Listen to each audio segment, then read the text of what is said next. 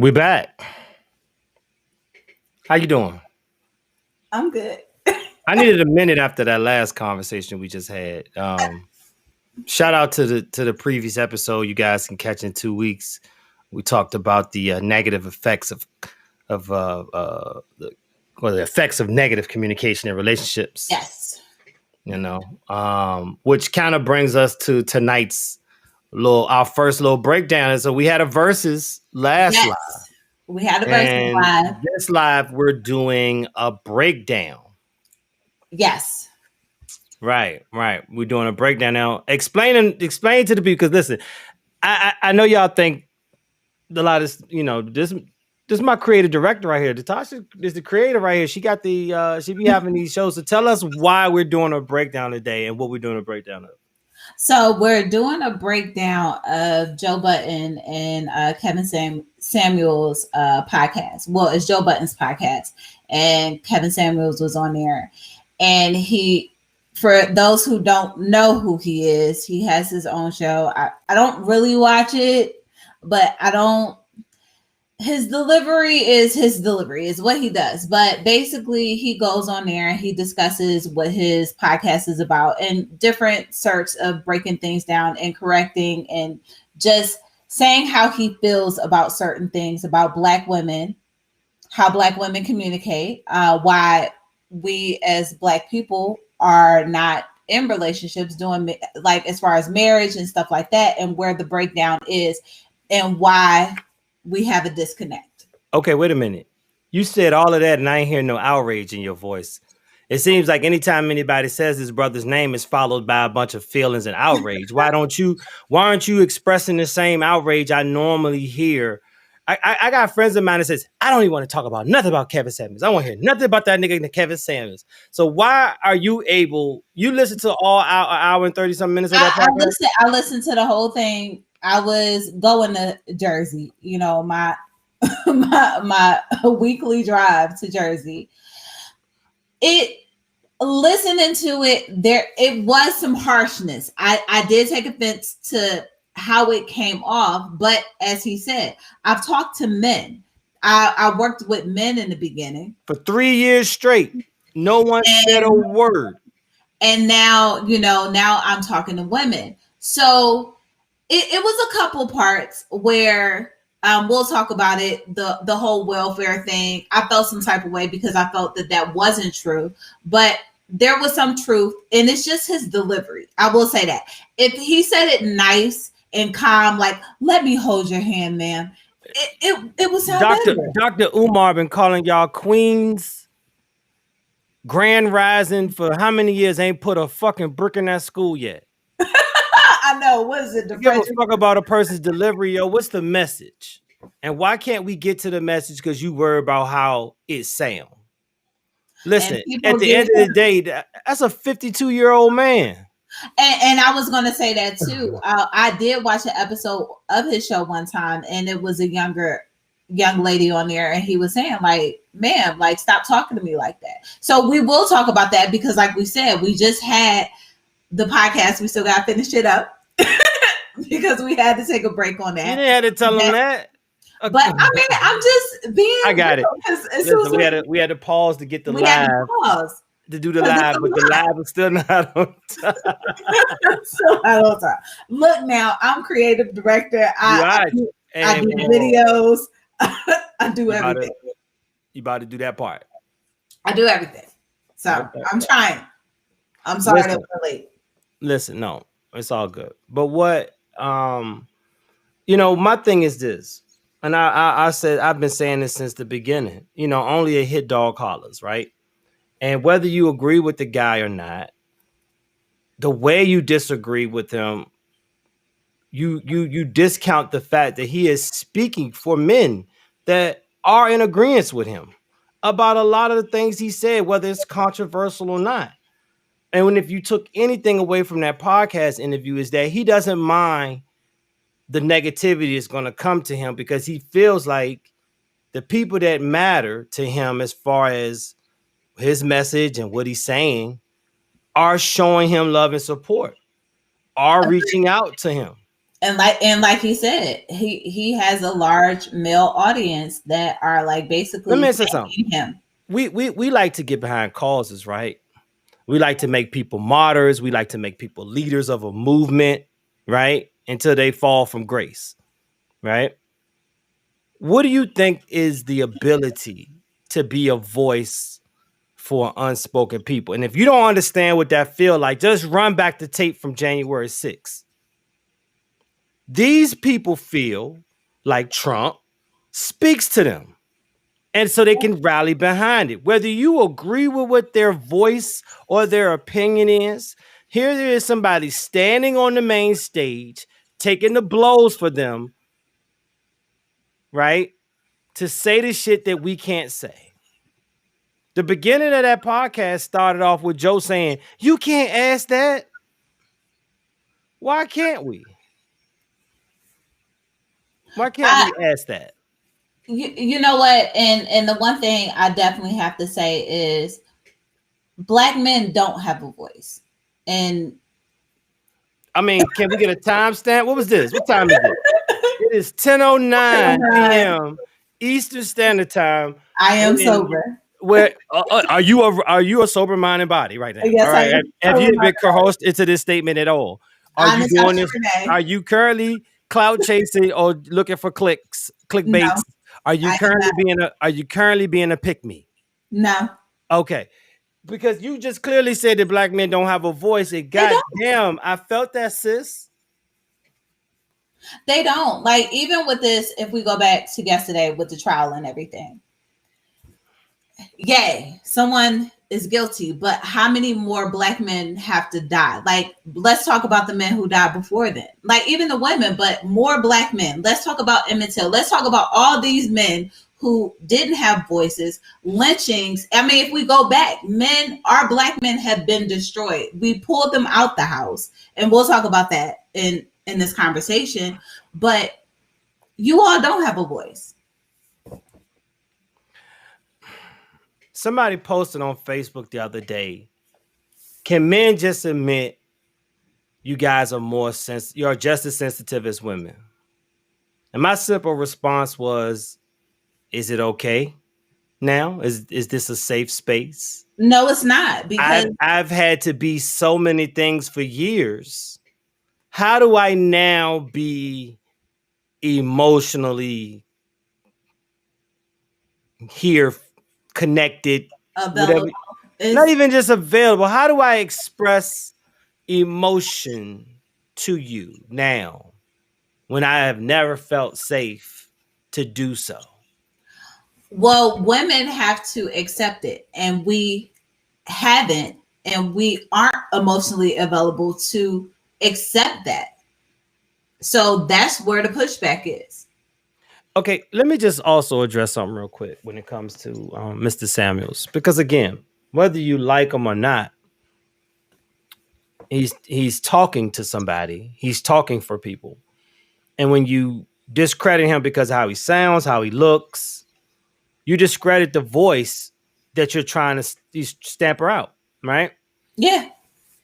Now, I got chewed up for using this example, but when you're talking about high value men, right? What he likes to call high value men, and you're talking about how an high value man operates and thinks, because apparently his expertise has come from image consulting and working with these type of men in corporate America, right? Sure.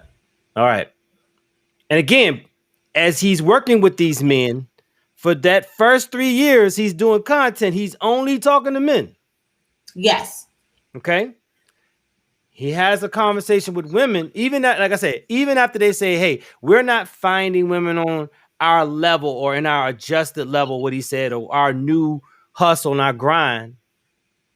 And he still talked to men for 3 years. Okay. Now he's talking to women and some clip goes viral. And that's outrage sparked. Well, I told her she was gonna die alone. Right. Yeah. Granted, it was harsh. It was very But harsh. it, Very harsh.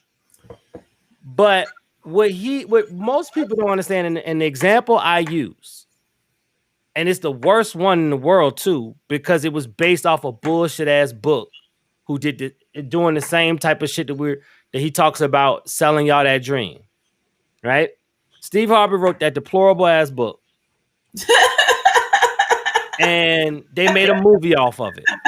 Now, Think like a man. who was Taraji's character? What was her? She was one of the women in the book, right? The times of women in the book. I didn't read the book, so okay. So she was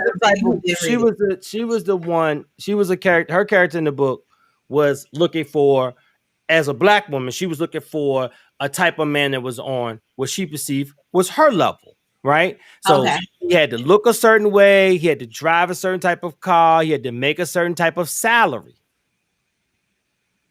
She had it, it didn't really work out. She met the the broke, wasn't it aspiring? Chef. Yeah, Aspiring Mike Epps, right? Mike Early. Early. Okay, sorry. Mike Early.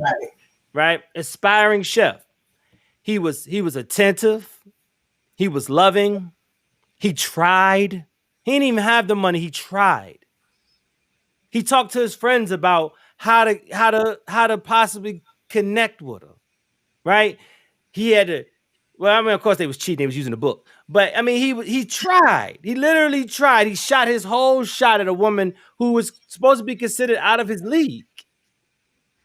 And she let down her guard, and she felt something for him until the nigga she been searching for all the time showed right back up. And what she do?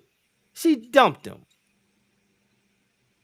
So when you say, well, I don't agree with nothing that Kevin Samuels says, how many guys have been Michael Early? Shooting a shot. I did it. Shooting a whole shot for someone who tells them you're not good enough. And then tell me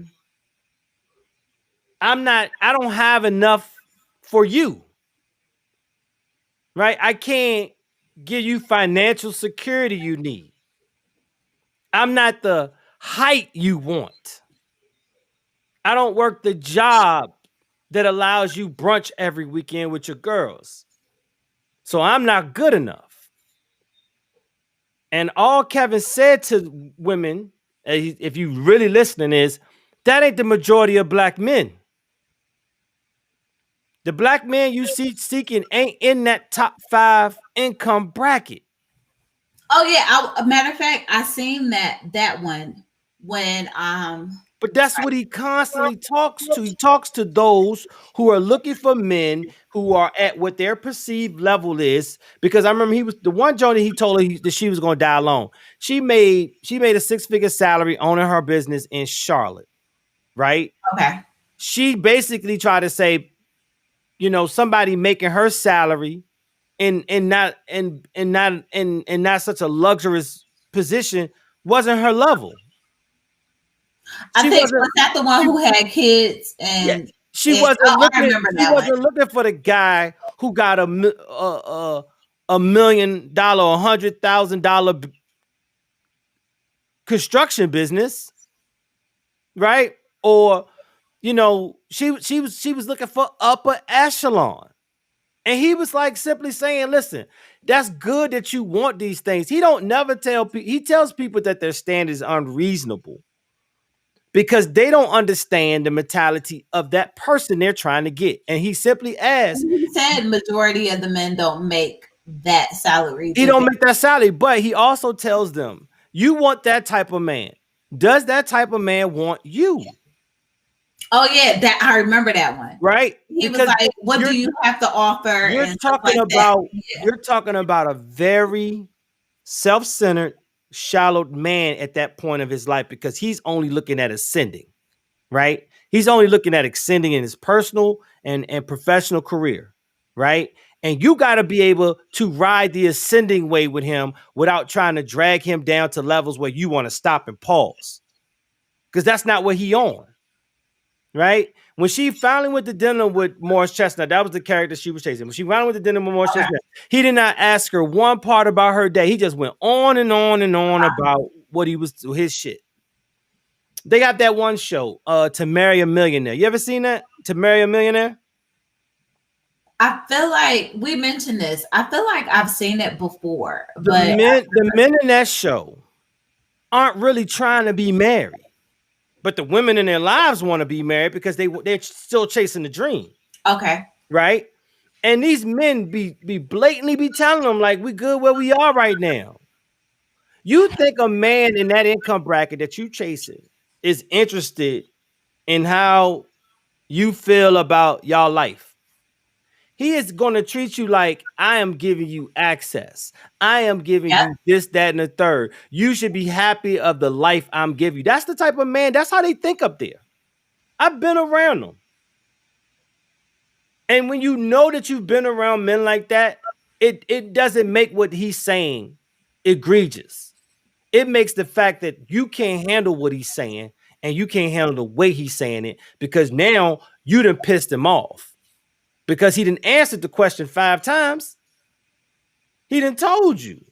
He asked you, why do you think that man who's making in the top 5% of income is interested in a woman who has 2 baby daddies? One is crazy.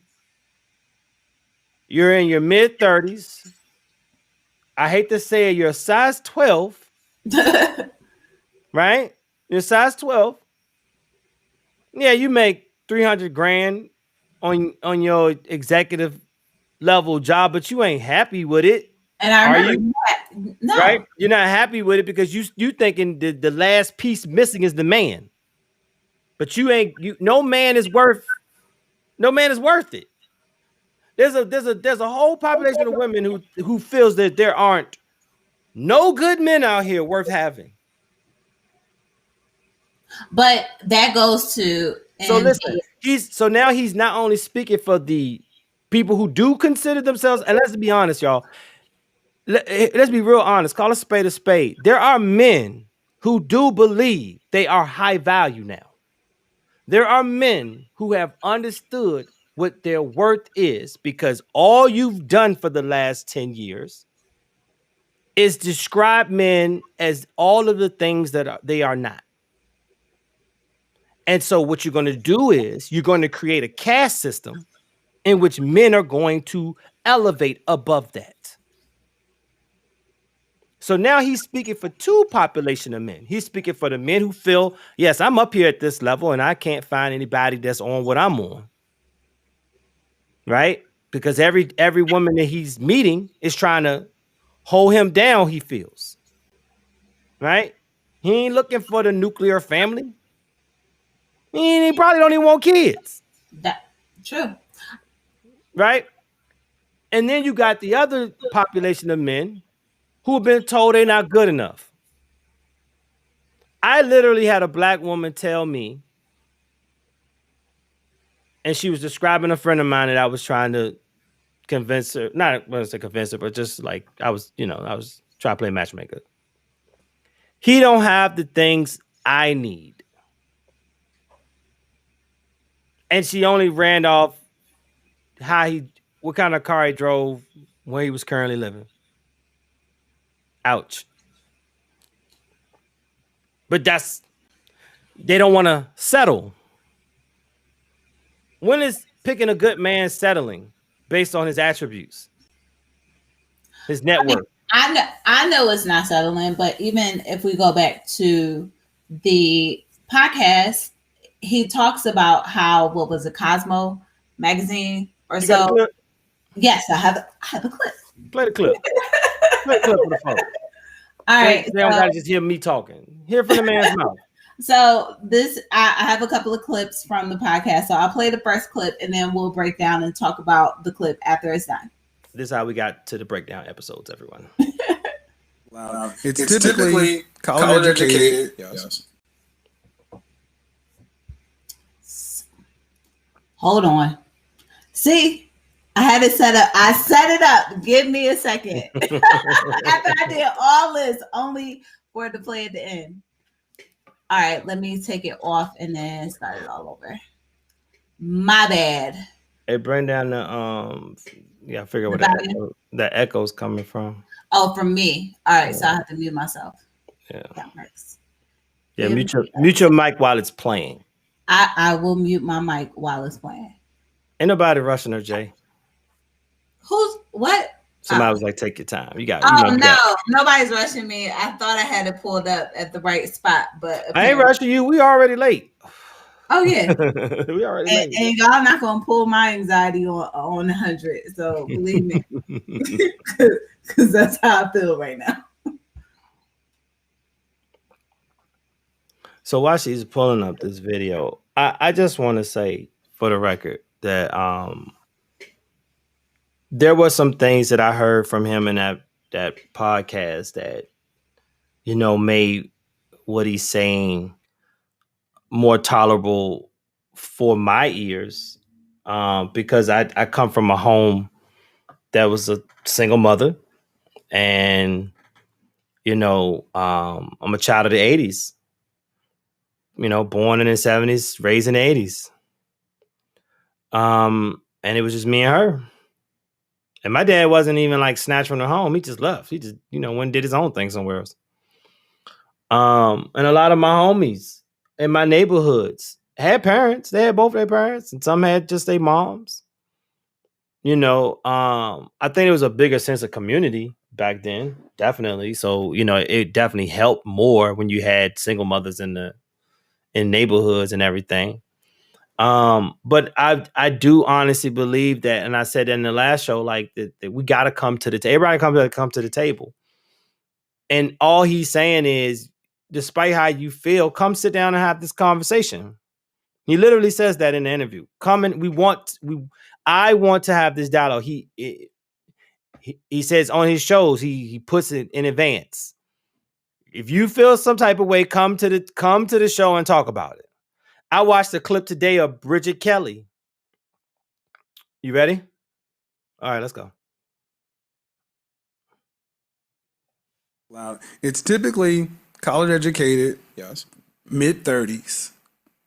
And they realize that I'm Generation X. I say we were lied to. We were sold a bill of goods. I talked about how Cosmopolitan magazine marketed a lifestyle to women. They wanted to be the playboy of women. I did a broadcast about that 2 months ago, talking about the book Subverted, how they openly admit that we lied to a generation of women just to sell you products. I don't begrudge us for how we got here, but we got to acknowledge if 1 out of 4 of you in our community, if 1 out of 4 women will marry anybody, black women will marry anybody, that means 3 out of 4 of you will die unmarried.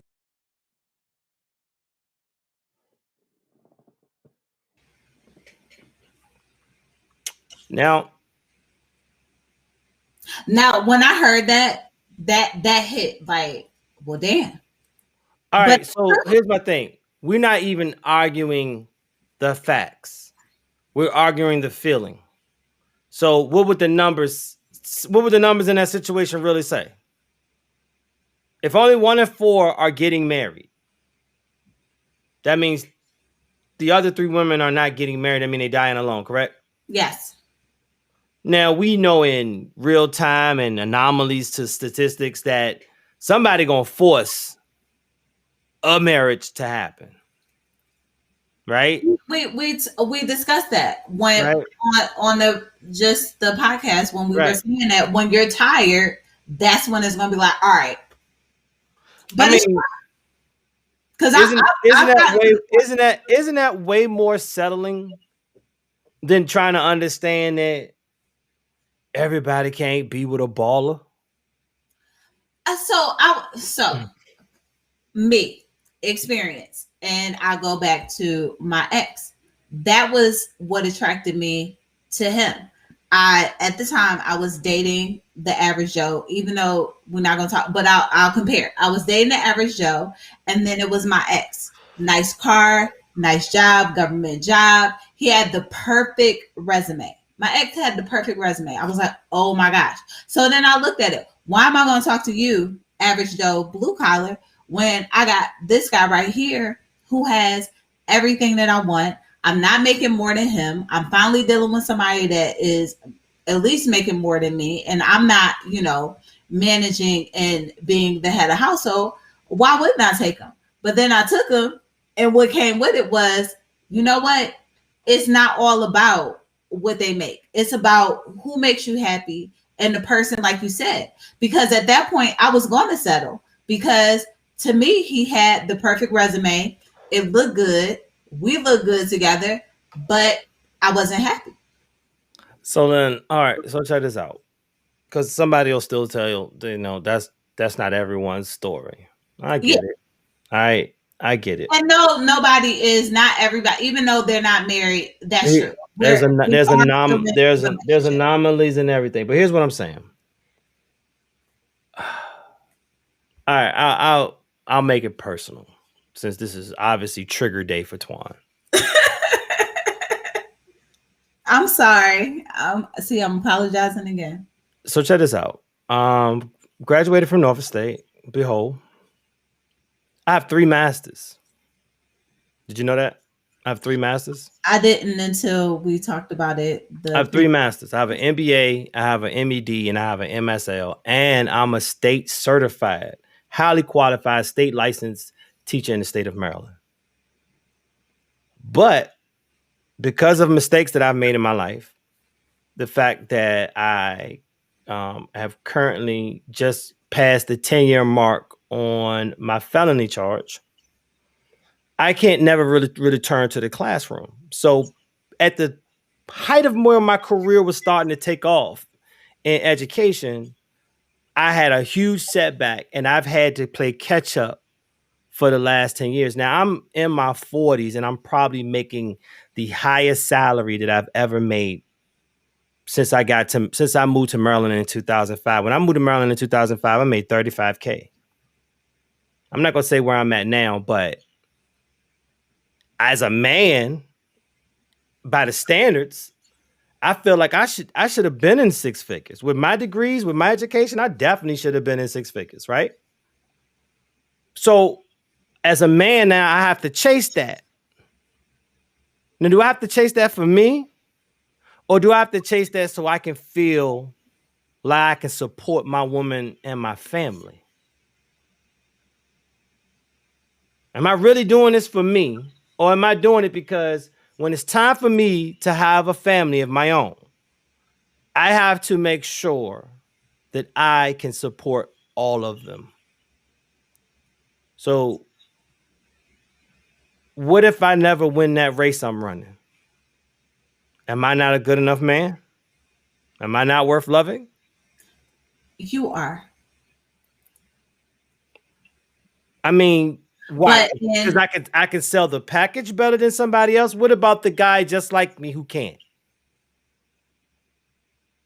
What about the guy just like me who can't sell the? I mean, listen. I understand. I have other attributes that have helped me over the years, right? I have been able to hustle, grind, talk my way into shit. I'm a hard worker. I know shit.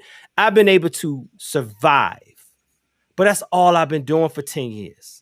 It's surviving. I haven't been living. I haven't had a life of maintenance. So now, when I want to share my life with someone, because of where I'm at, I might not be considered good enough. Now, the response to that is, well, you're picking the wrong type of woman. Well, I get to hear women tell me what type of man they want all the time. And anything less than that is settling. oh yeah, but men have to accept We have us. to accept you. You got to. That's how it's supposed to be. We can't have a preference. We Not can't vocalize a choice. Right?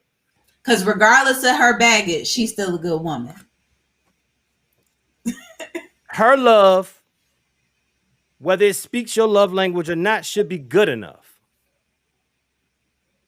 Men don't even use the word settle.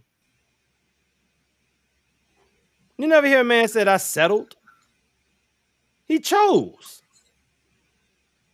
Did he make the right choice? No, but at least he chose. But you know what? Even if we talk about that, so me and my background, I have kids, and I've always looked at like I understood when someone didn't want to date me, and I didn't get offended. I didn't get upset. I understood it. Like I understand that I'm coming in with a little bit more, so I know that person that's going to accept me and love me for who I am will appreciate me. But I understand if a guy's like, I don't want to date somebody with kids. What am I going to say? Put a Like, pin in that. I'm a good person. Put a pin in that real quick. As a single mother, you're not to be denied love if that's what you want. Oh no. Wait, let me finish. Because I come from a single mother home. And she had the benefit of finding a partner. She never remarried, but she found a decent partner. And I grew up knowing him, came to love him, right? And to not be my father, he played his role in our house correctly. But she did that on her terms. And she didn't do that for me. She did that. Well, no, I'm sorry. She didn't do that just for her. She did that for me too. Because that was the person that was going to be in our home. Yes. And she considered me when she considered her mate. Well, you definitely have to consider your kids. That's so hold on, let me finish. Now, what I also respect was until she found him, there wasn't a plethora of men showing up at our house because she was lonely. She was too busy raising me to be worried about being lonely. I'm not saying she wasn't lonely. I'm just saying I never had to experience what a lonely mom looks like.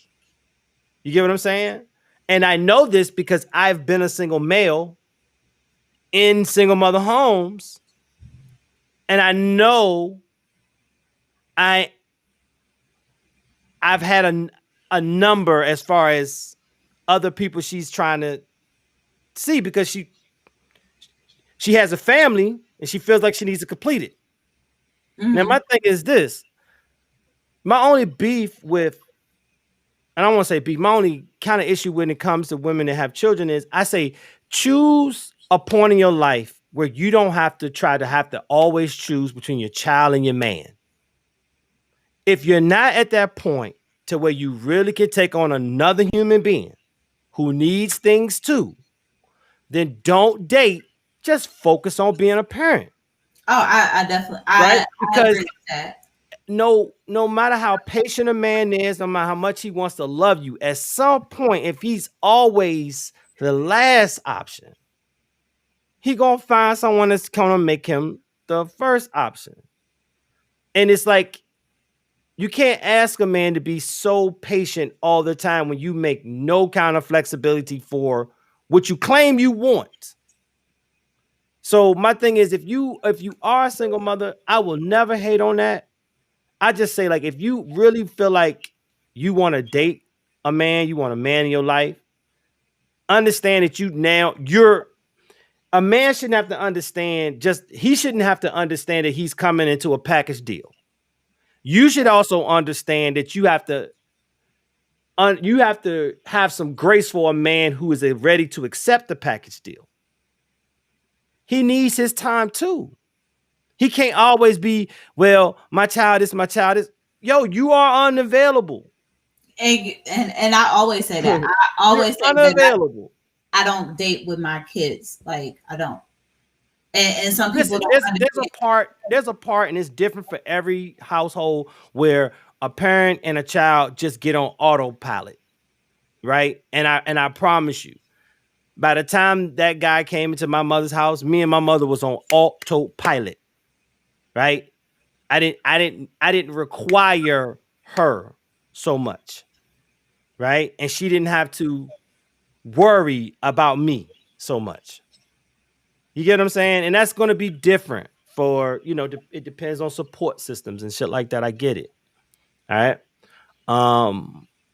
But we get a rap for not wanting to date women with children. And a lot of times that's just because a man wants to create his own family. And that should be okay. Like you have a kid, you're a great person. Unfortunately, that man wants to start his own family and he shouldn't be villainized for that. And that's why I said I understand that, and I never had issues with that. But some people, oh my gosh, why can't you date her? Just if things happen, I think I understand that people want their families. Some guys don't want to date women with kids. That's understandable. You have your standards and what you want, and like you said, if us as women, we can say this is what we want. I want this, this, this, and this. Why can't a man say, I want this, this, this, and this? Because we're losing what it means to be a man right now. And that's a sad thing to say. Every behavior that we've ever exhibited is being raked with a fine-tooth comb. And what's coming out on the other end is a hodgepodge mess of confusion. What you got? What do you say in the clip? You got Gillette, a men's brand. A men's brand. Telling men this is how to be better men. But women products don't tell women how to be better women. They'll be tampons will be burned in the streets. Right? It's hard as a man who comes from a black woman to not still feel like a man under attack. Like, why can't y'all see that? Like, we don't want to smoke with y'all. And I'll get behind anybody, like I said in the last episode, that's gonna bring y'all to the table, and y'all gotta finally admit the role y'all played. Now, you talked about the economic effects of marriages, right? And we black people like stats and shit like that, right? And I've been looking for stuff. This is shit I read today. This dramatic racial gap. Now mind you, let me say this. When we're looking at facts, it's not necessarily about who you think is credible or not, right? Because there are facts that white people come up with and get reported and get peer reviewed, and then there's black facts. Okay? So when I look at these facts, if this has been peer reviewed and it's been released and it's out here and to be in the universe to find, I'm not thinking about what the facts is thinking. I'm looking at it how another white person is reading these facts. Gotcha. Okay? So listen, it said to this. This is one of the lines from this. It says, a growing body of literature suggests that the conditions under which children grow up matter for their well-being as adults. Canario and Heckman, 2003, and Kuna of 2006, among others, show that differences between children appear at very early ages, and that the family environment plays a significant role in generating these differences. So that means if I'm white and I'm reading these facts, all I got to do is tear up the home.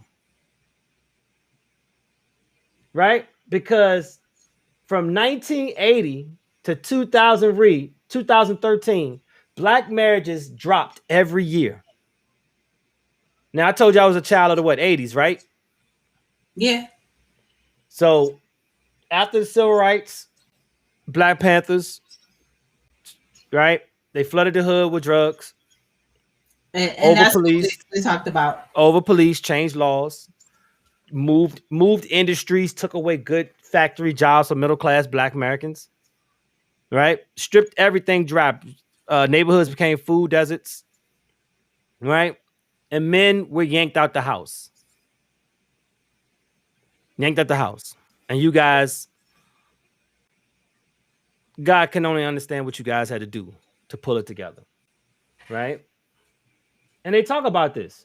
The dramatic racial gap in marriage matters because marital structure has important implications for living arrangements and well-being of children. In 2015, 54% of Black children lived with a single mother, while the share of white children living with a single mother was about 22%. Differences in family structure are contributing factors to differences in economic resources. In 2006, 33% of Black children were living below the poverty line, while only 14% of white children were. They knew what they was doing to us. Oh, definitely. But why are we still fighting a war for them? Like he said, I don't begrudge how we got here. We're here. We're here now. Let's fix it. Let's fix it.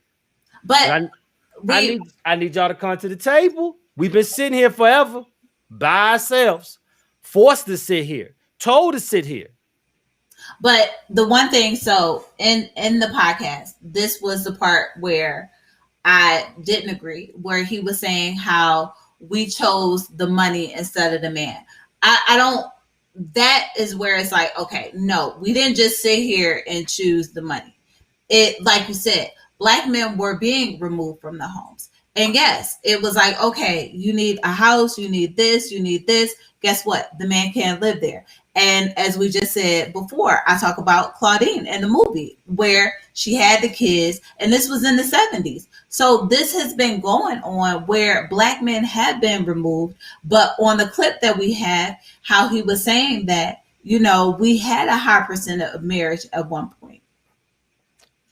Why do Black individuals marry at lower rates than white individuals? Wilson in 1987 suggests that characteristics of the Black male population, and in particular, the lack of marriageable Black men, due to high rates of unemployment and incarceration, are an important factor contributing to the Black-white differences in marital status, usually referred to as the Wilson hypothesis. So you're telling me that these people can see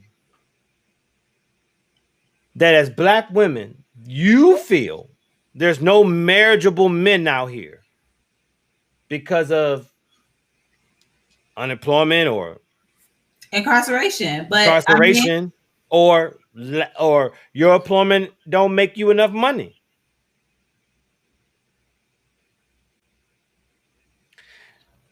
My mom worked 30 years for Philip Morris, which means she made a living for me and her by herself on an industrial salary. She survived 4 layoffs at a time when people were suing the fuck out of Philip Morris for cancer. And she barely has a community college education. She survived that. Strong, right? Yeah. But it was doable because she had the job. Now, what if Philip Morris had to cut her? What if we had lost that job? Would we have been on welfare? Right? Right? She would have had to take the check. So I get that. Y'all had to take the check. But if we can give you grace that understanding why you had to take the check, why can't y'all give us grace to why you had to take the check? And why you're still living like you're taking the check? Y'all don't trust us no more. Y'all don't need us any longer. We do. And I said that before. We do. It don't feel like it. You can't even come to the table and talk about your part. I've accepted my part and we discussed this. But for me, like you said, you grew up in a single parent home where I grew up with a stepfather. And even the dynamic with us, we were lower class. We had low income. We made enough where we couldn't get any benefits. My stepfather worked in maintenance, for the city, so he had a city job, and my mom was a secretary, for a hospital. And she had been working there since before I was born. So, I mean, I've seen the struggle. I've seen them together. I've seen the good. I've never seen the bad. Like, I didn't know the bad in that situation. So I look at marriage as a highlight, and I've said this before in previous episodes. That is something that I would like. I would like to get married, but I can also accept if I don't, because I've come to that point. It's sad, but I've come to that point where, like you just said, are you settling for that life of not being married? I mean, I can accept it. That's not what I asked you. I'm not settling for it. I mean, say it out loud and say it with your chest. Do you feel like you'd be settling with a life without marriage? I do feel like I would settle.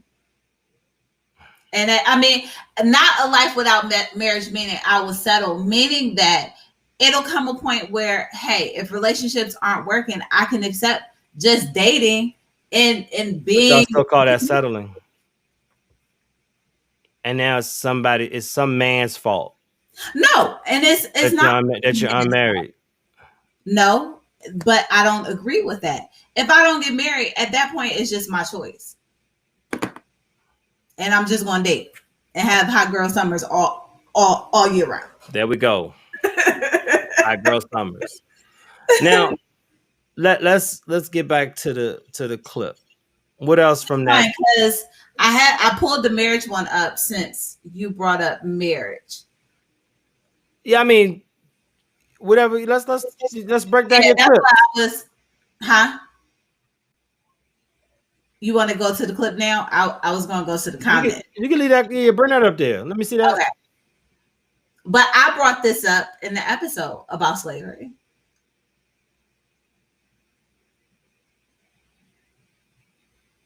It's not disrespect because you're talking. The disrespect is what you're saying. All right. The disrespect is what you're saying. Right. Because some of the ways that are being spoken to black men now, your grandfather wouldn't have heard that from your grandmother. Nobody would have. Well, maybe they would have, maybe in like super private, right? Like he was going to go help her get some preserves out the basement. You know what I'm saying? But like you would have never heard. You would have to wait till your grandparents died before you found out the wild shit they was doing. Right? Nowadays, you guys can be postage on. You guys can be everything. You can be passionate and be misunderstood. Everything has a level of being misunderstood for you guys. Can we be passionate? Can men be passionate? Yes, you can, sir. Right? Okay. Can we be a 52-year-old man is currently online being passionate about bringing women to the table realistically to have conversations about why we're no longer married. And he's getting dragged through the mud daily. Because of the delivery. So, don't the Bible say that all messengers are flawed? Okay. Let me play the clip. Hopefully it plays on the right part. So let me cross my fingers on this one.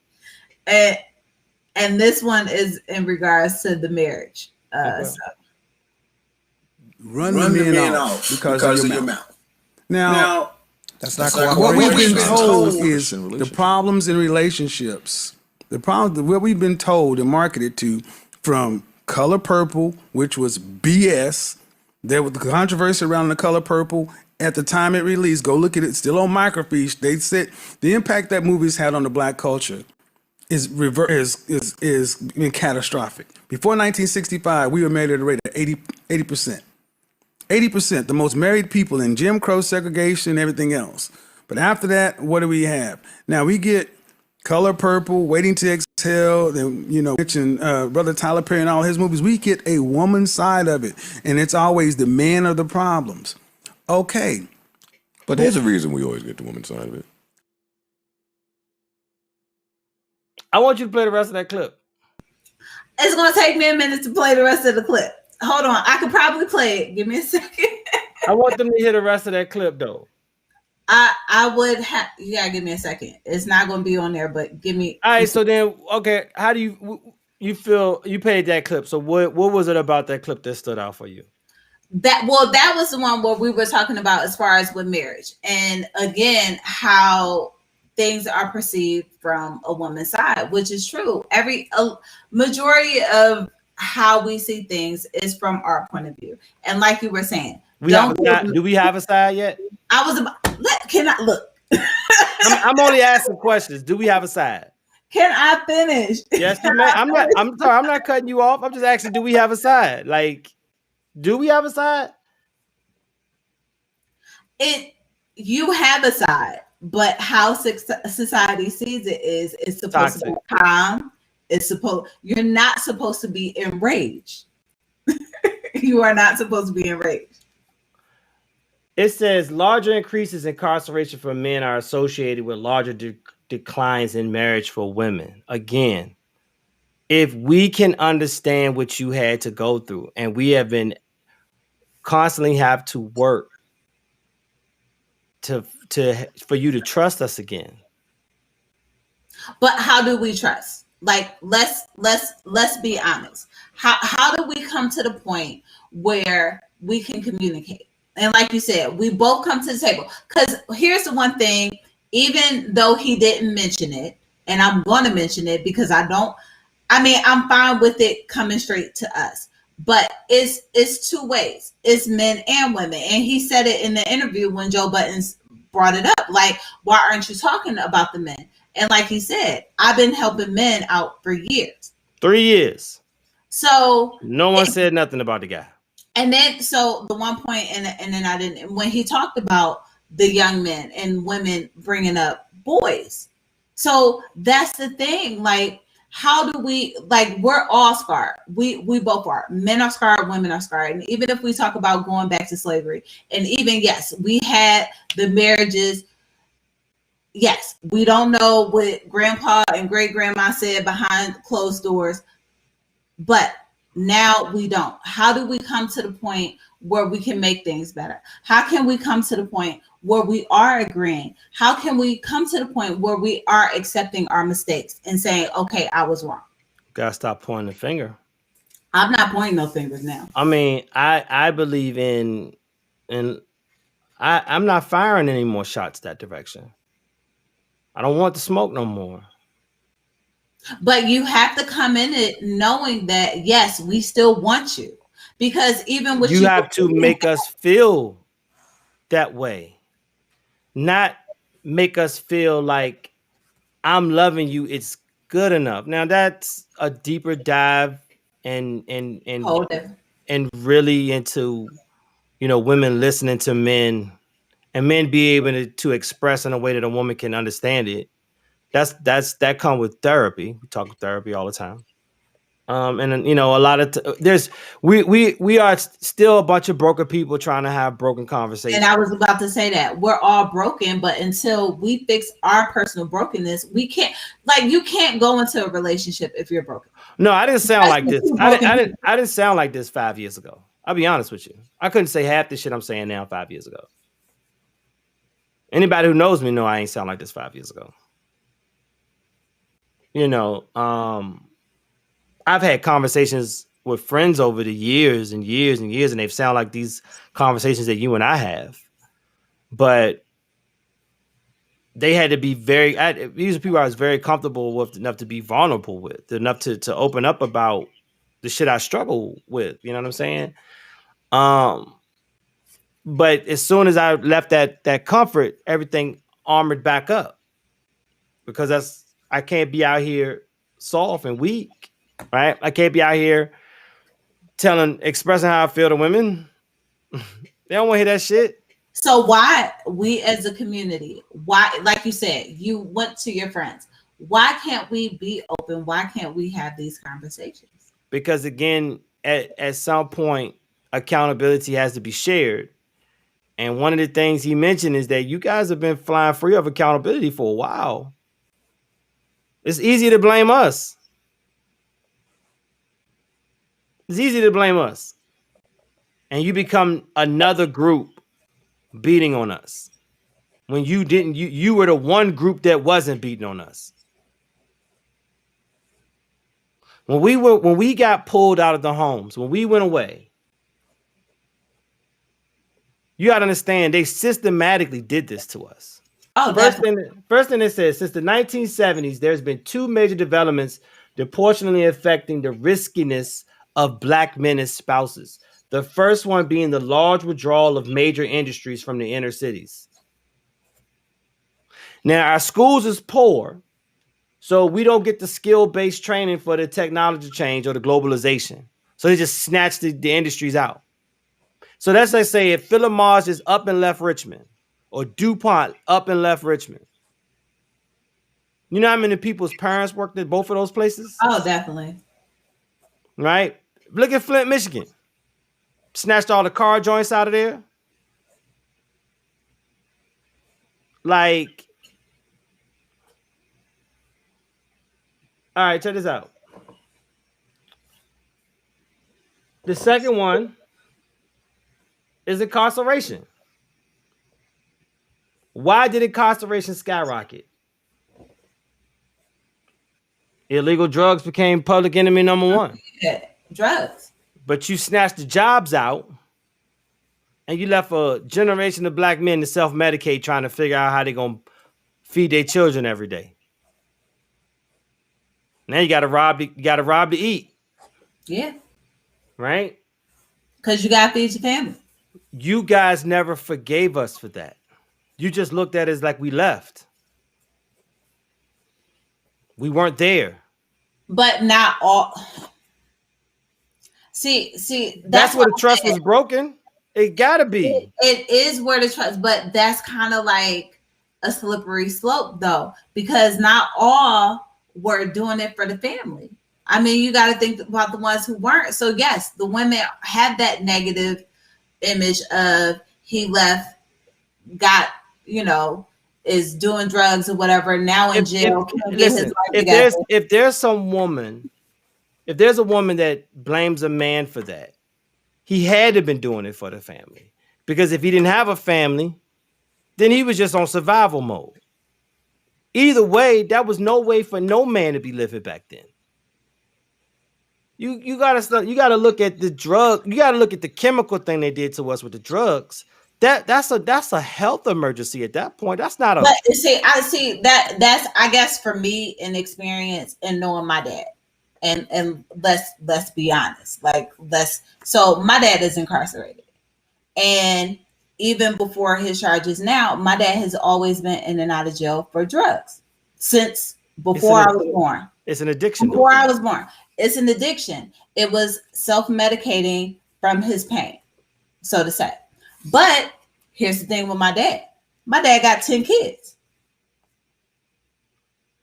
7 baby mamas. So, I feel like at that point, sober during any of that? The first two, probably me and my older sister.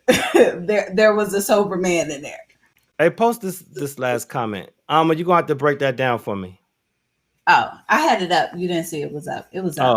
Oh, okay. But for me, that's why I said I can't look at it as survival mode for the family, because you were creating families in different spaces. Why? I don't know, whatever.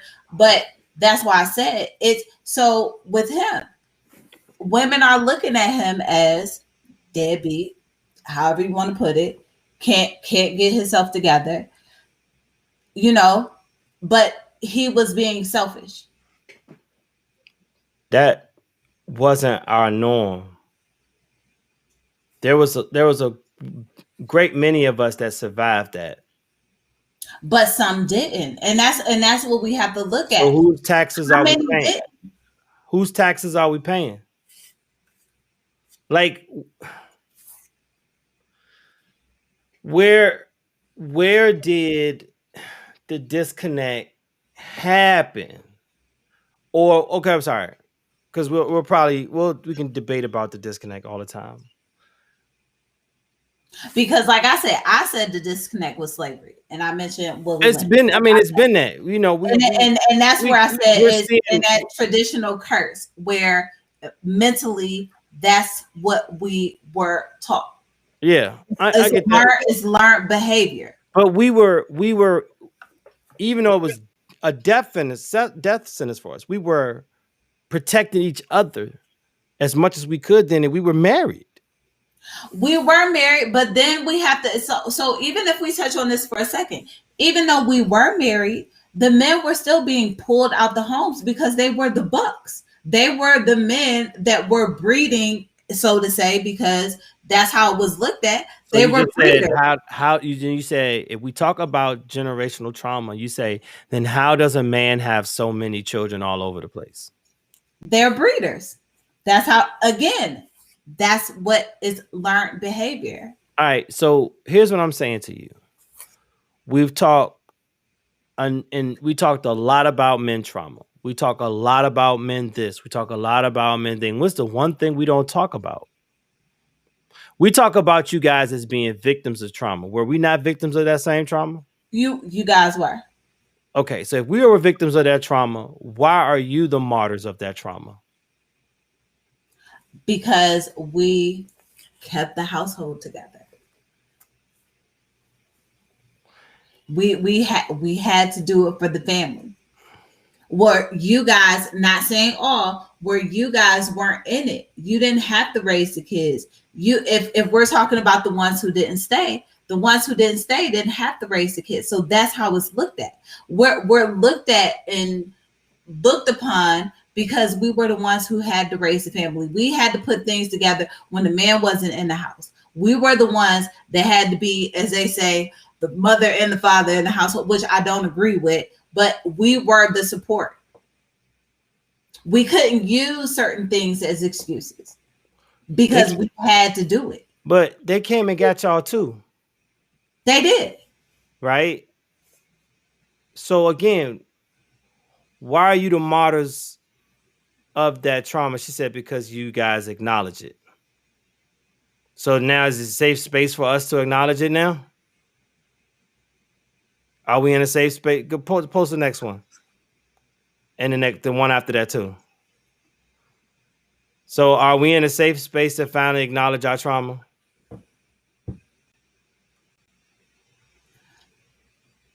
No. Why not? We got to come to the table and everybody has to play. Everybody has to say their part, right? Everybody has to say their part. Not ready to deal with it. And you, as we both know, it's not, that point is not really going to happen. Then we fucked. But we still have, regardless of how fucked up we are, we still have to learn how to get through. We at the table already though. We've been at the table. We've been sat at that table since the day we got home. Pull up a seat. Let's talk. But you got to be willing to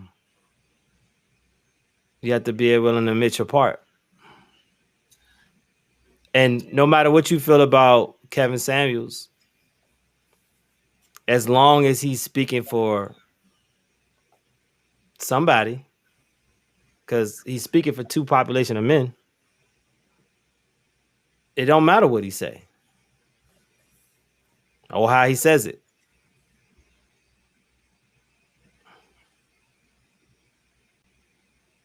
That's true. But I think this is a great point to end this. I think this was good. Good topic. I appreciate everybody that had their comments and everybody that responded and interacted with us. I really do appreciate you guys. We appreciate you guys. Hey, Amma.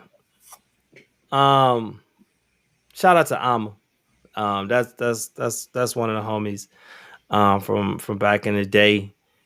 She knew me when I was broken, and then I didn't even know I was broken in, but she knew me back from that time, and we have spoken about those times, and She's a solid person. So a major issue is that we are validated by and what we want provided isn't aligned or worked out. No.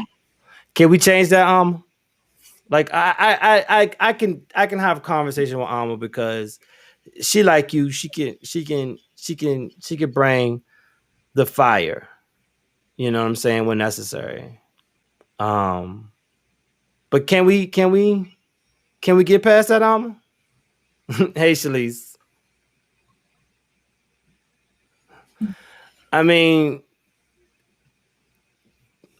outrage is popular.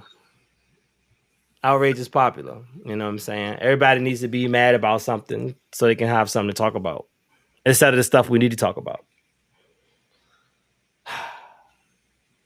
Man, it's been a hard day for me. When you pick these two, when y'all see the first show, you have to finish up part 2, sir. When y'all finish, my God. You gotta go through some more trauma. I'm sorry. I gotta call my therapist. We got some shit to unpack. No, we still gotta finish up part 2. We do. Listen, for those who've been chiming in, thank you guys again for checking us out and being a part of our conversation and helping add to the conversation. We want to have conversations. Yes. And you know what? Oh, definitely. You know what I'm saying? You got that part of the clip where he just said we want what he wants, like why he's doing this. You That's why I asked you. I asked you what person.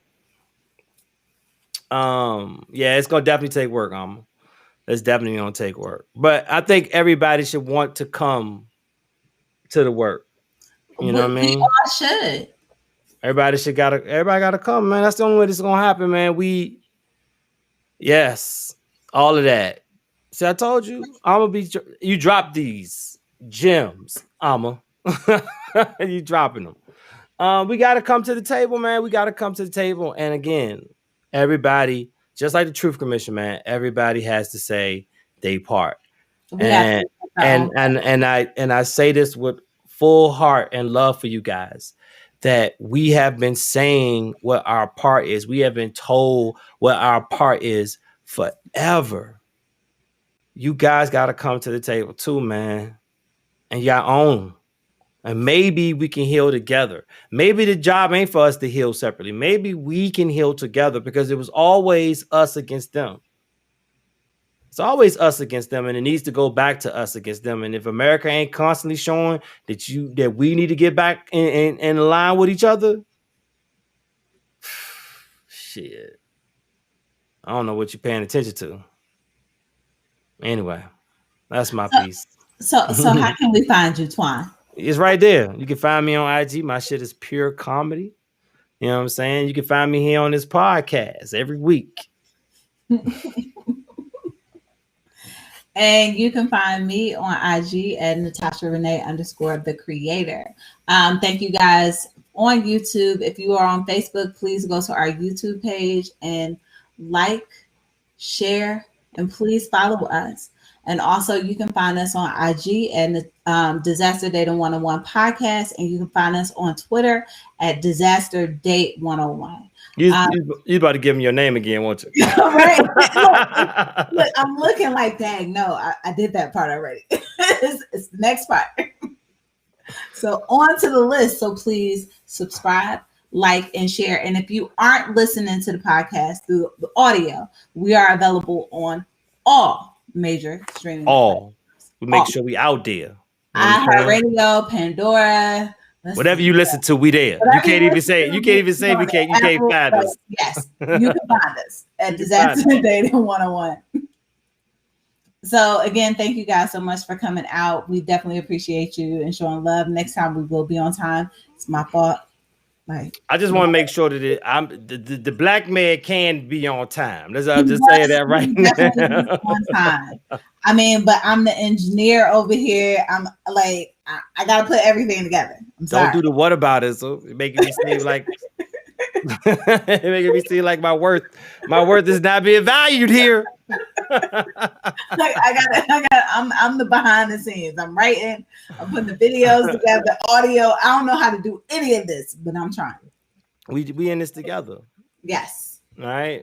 But definitely, guys, from the heart, thank you guys for rocking with us Thank y'all for coming to these lives. We're gonna be doing these every week. Please come through. Y'all Yes. input is so needed and so appreciated Definitely. because that's how the conversation starts. We have these conversations amongst ourselves, and we want you guys to have the conversation with us. So then you have the conversations with other people, and boom, and maybe, just maybe, Alma, we can work and get there. Shout out to Alma, shout out to Hakeem, shout out to Jules, shout out to Chels for coming through. We had another person that dropped a comment, but they kind of like slid. It was like people was connecting, like they was finding each other on here, like that. It's crazy. Oh yeah, like, Mike Links. Yeah, I saw Davey Smith on there. yeah, no doubt, Yes. no doubt. Thank you guys for all coming through. Come back next week, man. We're gonna try to do something even more thought provoking and conversational. Yes, we definitely appreciate you guys. And, Good night.